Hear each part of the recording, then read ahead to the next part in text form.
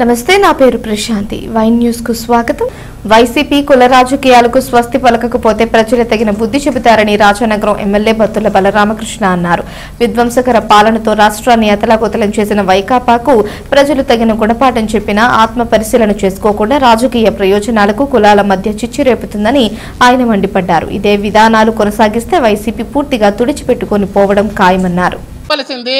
ఆ రోజునే వాళ్ళ యొక్క వైసీపీ యొక్క క్యారెక్టర్ సరిగా లేకపోవడం వల్ల మనుషులందరినీ కూడా మహిళల్ని ముఖ్యంగా పవన్ కళ్యాణ్ గారిని టార్గెట్ చేసి వాళ్ళ రకరకాల ప్రెస్ మీట్లు పెట్టి విధ్వంసులు అదొక విధ్వంసం చేసినప్పుడు కేవలం పవన్ కళ్యాణ్ గారి వల్లే వైసీపీ పార్టీ ఓడిపోయింది.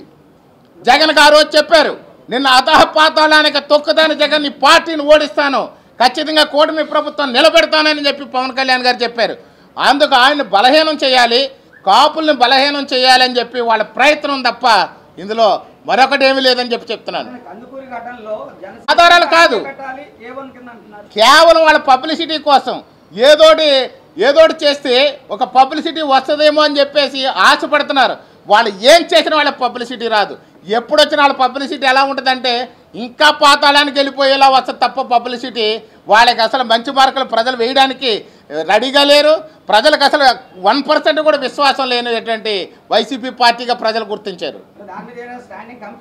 ఖచ్చితంగా ఆ యొక్క ఎవరైతే ఆ బాధితుల కుటుంబం ఉందో పూర్తి స్థాయిలో కూటమి ప్రభుత్వం సీఎం గారు, డిప్యూటీ సీఎం గారు అందరూ మంచి నిర్ణయం తీసుకున్నారు. చట్ట ప్రకారం శిక్షిస్తాము. ఆ కుటుంబానికి పూర్తి స్థాయిలో కూటమి ప్రభుత్వం అండగా ఉంటుంది. ఖచ్చితంగా మాత్రం దోషుల్ని ఖచ్చితంగా శిక్షిస్తాం. వాళ్ళు ఎవరైనా ఎంతటి వాళ్ళైనా సరే మా కూటమి ప్రభుత్వం శిక్షిస్తుంది. ఆ ఘటన పూర్తిగా వ్యక్తిగతం. వా యొక్క కుటుంబ కక్షలు, కుటుంబ లావాదేవీలు, కుటుంబ ఆర్థిక లావాదేవీల మధ్య జరిగింది. ఇది పార్టీలకి రాజకీయాలకి కూటమి ప్రభుత్వానికి కానీ ఎవరికీ సంబంధం లేదు అని చెప్పి ఆ యొక్క మృతుడి భార్య, ఆ కుటుంబ సభ్యులు వాళ్ళకు సంబంధించినటువంటి పూర్తి స్థాయిలో వాళ్ళు ఇప్పటికే పలుమార్లు స్టేట్మెంట్ ఇవ్వడం జరిగింది. కానీ దానికి ప్రభుత్వ పరంగా ఒక రాజకీయ కోణంలో వాళ్ళు చూస్తున్నారు తప్ప ఈ యొక్క ప్రతిపక్షం కానీ ప్రతిపక్ష వైసీపీ నాయకులు నిజానికైతే కుటుంబం ఎక్కడైనా మాకు తెలుగుదేశం వల్ల ఇబ్బంది జరిగింది, జనసేన పార్టీ వల్ల ఇబ్బంది జరిగింది, లేదా ప్రభుత్వం వల్ల ఇబ్బంది జరిగిందని వాళ్ళు ఎక్కడైనా మాట్లాడారా? వాళ్ళు ఎక్కడ మాట్లాడలేదు. వాళ్ళు చెప్తున్నది ఒకటే, మా కుటుంబంలో ఆర్థికపరమైన లావాదేవీలు, మా కుటుంబంలో ఉన్నటువంటి గ్యాపుల మూలంగా మా యొక్క రెండు కుటుంబాల మధ్య ఉన్నటువంటి అంతర్గత వివాదాల కారణంగా ఈ హత్య జరిగింది. దీని మీద ప్రభుత్వం చర్యలు తీసుకుంటుంది. దయచేసి మమ్మల్ని విడిచిపెట్టండి మహాప్రభు అని చెప్పి మృతుడి భార్య, కుటుంబ సభ్యులు కూడా విన్నవించుకుంటున్నారు.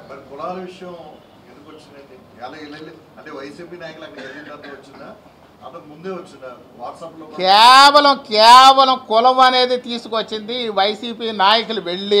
అక్కడికి వెళ్ళి కూర్చొని లేనిది రుద్ది వాళ్ళకి మొదటి నుంచి అలవాటు, వాళ్ళకి లేనిది ఉన్నట్టుగా చూపించడానికి ప్రయత్నం చేస్తారు. గతం 5 ఏళ్ళు కూడా వాళ్ళు నమ్మారు, ప్రజలు నిజమేమో అనుకుని నమ్మారు కానీ ఇప్పుడు నమ్మే పరిస్థితిలో లేరు. అసలు కులం అనే దానికి ఇక్కడ కులాల మధ్య ఎక్కడ జరిగినాయండి?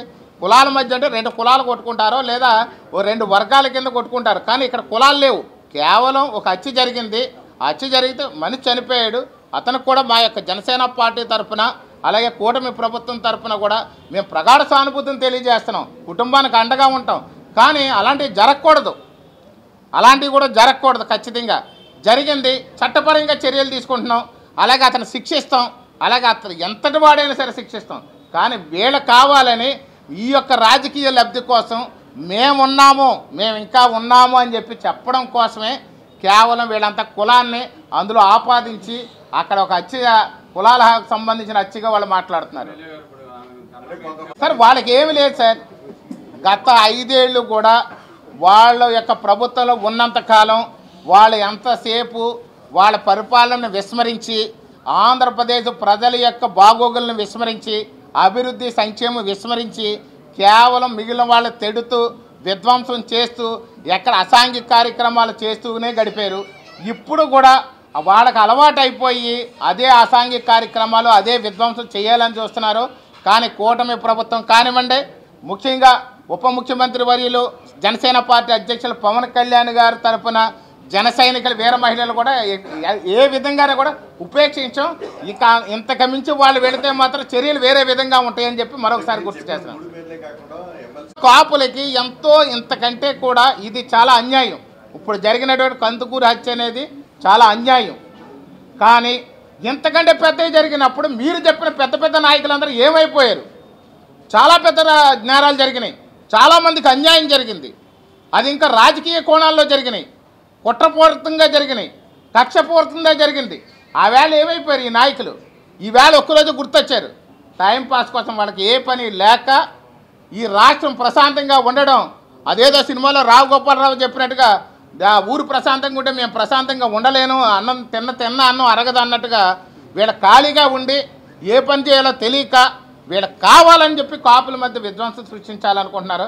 కానీ కాపు నాయకులు, కాపు సంఘాలు కూడా వాళ్ళని 1% కూడా వాళ్ళ మాట నమ్మే ఆలోచనలో ఎవరో లేరు. ఎందుకంటే నిజం అందరి కళ్ళ ముందు కనిపిస్తుంది. యావత్ భారతదేశం ఉంది. ఈరోజు ఎక్కడో గుప్పుడులో పట్టుకుని కూర్చుంటే ఆగదు. గ్లోబల్గా అన్ని విషయాలు కనపడుతున్నాయి, మీ మీడియా అంతా ఉంది. కానీ నిజమేంటో ప్రజలందరికీ తెలుసు కాబట్టి ఎవరు నమ్మే ప్రసక్తిలో లేరు, నమ్మే ఆలోచనలో కూడా లేరని చెప్పి ఈ సందర్భం తెలియదు. అమ్మ అనేది విభేదం ఎక్కడా లేదు, ఎక్కడ ఉండదో కూడా. ఏమంటే ఎక్కడ ఉన్నాయండి ఇదంతా? కొంతమంది ఇలాంటి వాళ్ళు రాజకీయ స్వలాభాల కోసం కాపు కమ్మలకి గ్యాప్లు ఉన్నాయని చెప్పి అలా సృష్టించారు. కానీ ఎక్కడ ఉంది అసలు? ఎక్కడైనా కాపులు కమ్మలు కొట్టుకున్నారా?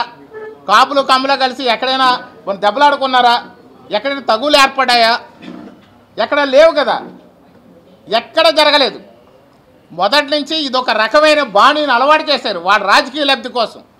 ఆనాడు కాంగ్రెస్ ప్రభుత్వం అవనివ్వండి, నేడు వైసీపీ ప్రభుత్వం అవనివ్వండి, కాపుల కమ్మ కలిసి ఉంటే సుపరిపాలన అందిస్తారు, కాపుల కమ్మ కలిసి ఉంటే ఏమీ చేయలేం కాబట్టి ఖచ్చితంగా వీళ్ళని విడదీయాలి అనే ఉద్దేశంతో ఉద్దేశపూర్వకంగా చేశారు తప్ప కాపులు కమ్మలు దెబ్బలాడుకున్న దాఖలాలు కానీ కాపులకి కమ్మలకి విభేదాలు కానీ అసలు చరిత్ర పుట్టినాడు నుంచి ఈ రోజు వరకు లేదు. కేసుకి 100కి 100% చట్టపరంగా శిక్షిస్తాం. ఎంత పెద్దవాళ్ళు ఉన్నా సరే వాళ్ళకి మాత్రం బాధితులకు అన్యాయం జరగనివ్వని చెప్పి మరోసారి తెలియజేస్తున్నాను. సరే, పార్టీ పరంగా వేరు, కాపుల ఐక్యత అంటే కాపులు ఆలోచించేటప్పుడు కాపు